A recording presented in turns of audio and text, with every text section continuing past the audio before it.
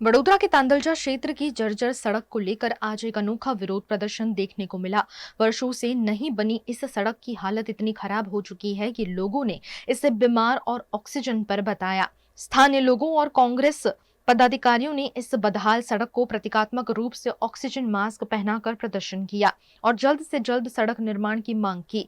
Shabana park के पास पत्रकार 4 रास्ता से तांदलजा गांव की ओर जाने वाले इस मुख्य मार्ग की हालत बद से बदतर होती जा रही है। सड़क पर जगह जगह खुदाई हुई है, जिससे आए दिन हादसे हो रहे हैं और लोगों को भारी परेशानी का सामना करना पड़ रहा है।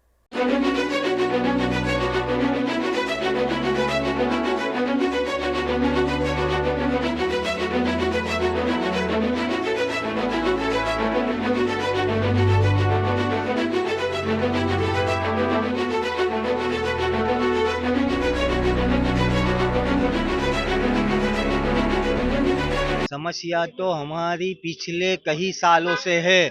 एक ही समस्या है, तांदलजा का विकास नहीं हो रहा है। तो हमारा तांदलजा का रोड पिछले 20 सालों से नहीं बनाया है और 20 सालों से नहीं बना, इसके लिए ये रोड ऑक्सीजन पे आ गया है।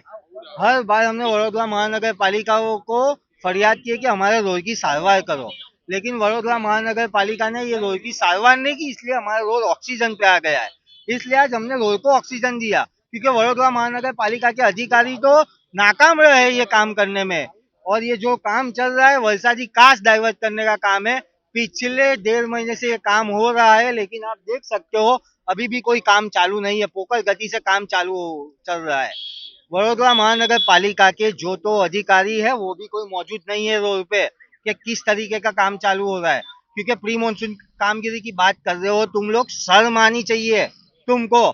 आप दावे करते हो 80% प्री मानसून कामगिरी हुई, 90% हो गई, लेकिन आप हालत देख सकते हो। ये हालत है। हमारा रोड आज ऑक्सीजन पे, आने वाले बारिश में वेंटिलेटर पे चले जाएगा।